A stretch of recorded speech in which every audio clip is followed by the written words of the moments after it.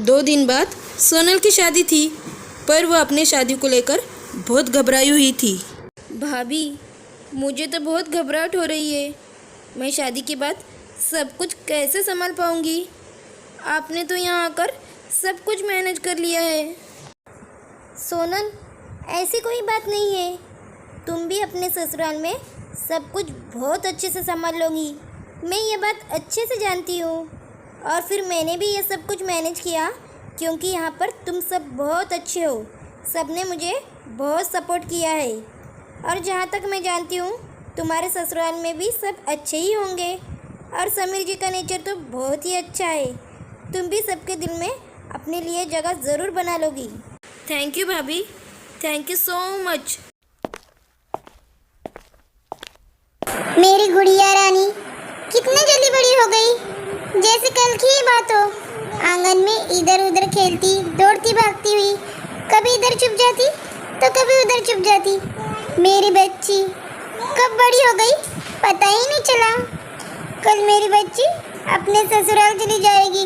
माँ, आपके आंसू निकले तो फिर मुझे भी रोना आ जाएगा। अरे मेरी बिटिया, ये खुशी के आंसू है। मैं रो थोड़ी रही हूँ, देख बिल्कुल भी नहीं रो रही। मेरी प्यारी ननद, अब तुम समय पर सो जाओ। सारे रिश्तेदार भी सो गए हैं। एक काम करो, तुम मेरे साथ ही सो जाओ। कल सुबह सुबह पंडित जी जल्दी आएंगे। तुम्हारी हल्दी और जूड़े की रस्म भी होनी है। हाँ सोनल, तुम भाभी के साथ ही सो जाओ। ठीक है माँ, मैं भाभी के साथ ही सो जाती हूँ। और फिर अगले दिन सोनल शादी करके अपने ससुराल चली जाती है। सोनल अपने ससुराल में सबके दिलों में जगह बनाने की पूरी कोशिश करती है, पर सास और ननद दोनों ही उसे ज़्यादा पसंद नहीं करती थी। अगले दिन उसकी ननद दरवाज़ा बजा देती है। सोनल भाभी, सोनल भाभी जल्दी से उठ जाओ, माँ बुला रही है। पूजा का समय हो रहा है। भाभी, अभी तो सुबह के 5 बजे है, इतने जल्दी? रुको रुको, मैं अभी नीतू को बोल देता हूँ। नहीं नहीं समीर, अच्छा नहीं लगता ऐसे मना करना। मैं उठ ही जाती हूँ। भाभी, मैं कब से आवाज़ें दे रही हूँ, आपको सुनाई नहीं देता क्या? जल्दी कीजिए, पूजा में देरी हो रही है। माँ को अगर पूजा में देरी हुई तो पसंद नहीं आएगा। हाँ हाँ नीतू, मैं नहा धोकर तैयार होकर नीचे आती हूँ। ठीक है भाभी, लेकिन जल्दी आना। सोनल नहा धोकर तैयार होती है और जल्दी से पूजा में पहुँच जाती है। बहू, कल से 4 बजे उठा करो। 5 बजे मैं भोर की आरती करती हूँ। आज तुम्हारा पहला दिन था, इसीलिए मैंने नीता को उठा दिया था ताकि तुम्हें बोल दे। मैं तो सीढ़ियाँ चढ़ नहीं पाती हूँ। अब से तुम भी मेरे साथ पूजा कर लेना, समझी? माँ, मैं सोने जा रही हूँ।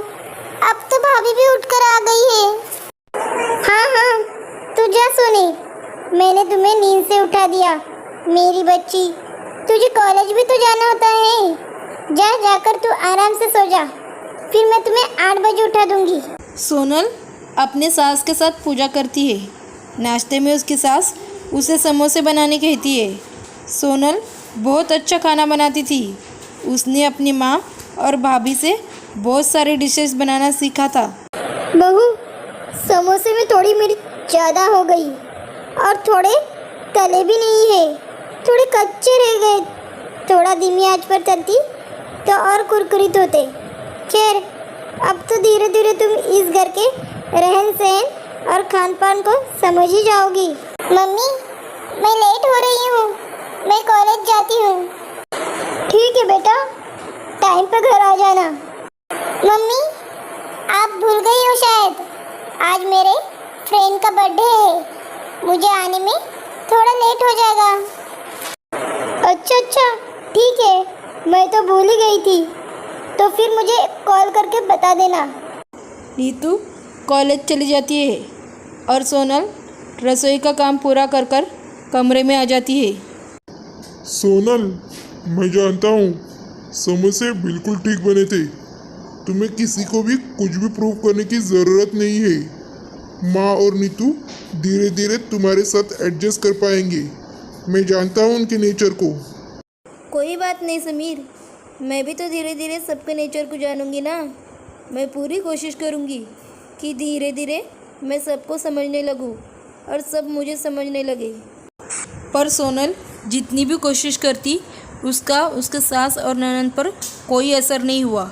सोनल की शादी को 1 महीना हो गया था। वो जब भी समीर को घूमने के लिए कहती तो उसकी सास कोई न कोई बहाना करके उनके हनीमून को टाल रही थी। सोनल ने इस बात को भी दिल से नहीं लगाया। वो फिर भी सबकी इज्जत करती, सबकी देखभाल करती, सबका पूरा ख्याल रखती। जो भी गुण एक अच्छी बहू में होने चाहिए वो सब सोनल में पूरी तरह थे। वो अपने आप को अच्छी बहू साबित करने की पूरी कोशिश करने में लगी थी। पर एक दिन तो हद ही हो गई। सोनल पड़ोस के रहने वाले एक लड़के से बात कर रही थी। बातों ही बातों में सोनल थोड़ी सी हंस पड़ी। कॉलेज से आते हुए सोनल के ननद ने उसे एक लड़के से बात करते हुए देख लिया और जाकर सीधा ये बात अपनी माँ को बता दी। माँ, लगता है भाभी में बिल्कुल भी तमीज़ नहीं है। पड़ोस में रहने वाला वो रघु है ना, उससे हंस हंस के बातें कर रही थी। तुम जानती हो ना रघु कैसे स्वभाव का है। पूरे मोहल्ले का बिगड़ा हुआ लड़का है वो। ये क्या बात कर रही हो? बहू रघु से बातें कर रही थी? तू रुक रुक, मैं उसकी अभी खबर लेती हूँ। सोनल अब तक अपने ननद की सारी बातें सुन चुकी थी। सोनल की सहनशीलता भी जवाब दे चुकी थी। क्या बात है बहू? यह हमारे घर के अच्छे बहू के संस्कार वाली बातें नहीं है।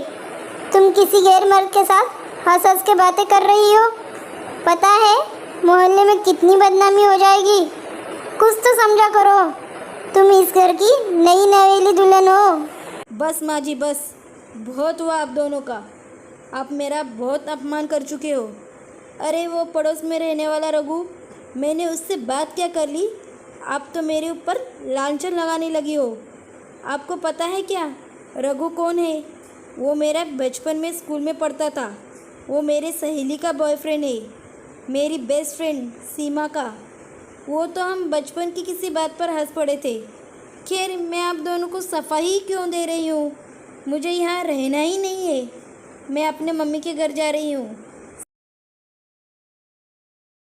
सोनल गुस्से में पर्स उठाती है और अपने मम्मी के घर चली जाती है। उसकी सास और ननद घबराए हुए थे क्योंकि समीर के आने के बाद वो क्या ही जवाब देते कि सोनल ने ऐसी क्या गलती की कि उसे घर छोड़कर जाना पड़ा। उधर सोनल भी रोते हुए अपनी माँ और भाभी को सारी बात बता देती है। भाभी, मैंने उस घर में आपकी तरह जगह बनाने की बहुत कोशिश की, पर नहीं। माँ जी और नीतू, उन दोनों ने मेरा अपमान किया, मेरे चरित्र पर उंगली उठाई। क्या आपको लगता है मुझे उस घर में रहना चाहिए, वापस जाना चाहिए? सोनल रो मत मेरी प्यारी ननद। मैं समीर जी से बात करूंगी। तुम्हारे भैया और मैं दोनों मिलकर उनसे बात करने जाएंगे। बहू बिल्कुल ठीक कह रही है। अरे हमने हमारी बेटी दी है, इसका ये मतलब थोड़ी है कि हमारा कोई सम्मान नहीं है। हमने हमारी बेटी को अच्छे संस्कार दिए हैं और वो हमारी बेटी पर इस तरह के लांछन लगा रही है। सोनल, तुम्हें वहाँ जाने की कोई ज़रूरत नहीं है। अब फैसला होगा और बात होगी, तभी उस घर में जाना तुम। उधर समीर अपने माँ और बहन पर बहुत गुस्सा होता है। तुम्हें पता भी है क्या नीतू? मैं जानता हूँ रघु सोनल का बचपन का दोस्त है। खैर कुछ भी हो, वो मेरी पत्नी है। उस पर मैं अपने आप से भी ज़्यादा विश्वास करता हूँ। मैं सोनल को पिछले 3 साल से जानता हूँ। उसके जैसी बहू शायद ही आपको मिलती। आप दोनों को भी उससे माफ़ी मांगनी होगी। सोनल मेरी पत्नी है, उसका आपको सम्मान करना चाहिए। नीतू, वो तुम्हारी भाभी है। तुम उससे इज्जत नहीं दोगी तो और कौन देगा? कल तुम्हारे ससुराल में तुम्हारे साथ ऐसा सलूक होगा तो क्या तुम अपने ससुराल में एक दिन तो रह पाओगी? क्यों नहीं ना? सोचो सोनल के दिल पर क्या बीती होगी। वो बेचारी चुपचाप तुम सबसे थोड़ा प्यार पाने को तरसती है। पर तुम दोनों उससे बिल्कुल भी ठीक से बात नहीं करते हो। तुम ठीक कह रहे हो बेटा, हमसे बहुत बड़ी गलती हो गई। सॉरी भैया। माँ, हम दोनों को भाभी से माफ़ी मांगनी चाहिए। चलो हम दोनों उन्हें लेकर आते हैं और उनसे माफ़ी मांगेंगे। सोनल की सास और ननद उसे लेने आते हैं और उससे माफ़ी मांगते हैं। सबके कहने पर सोनल उन्हें माफ़ कर देती है और खुशी खुशी इज्जत के साथ ससुराल से विदा हो जाती है। बच्चों, अगर आपको कहानी अच्छी लगी हो तो प्लीज़ लाइक और सब्सक्राइब ज़रूर कीजिए।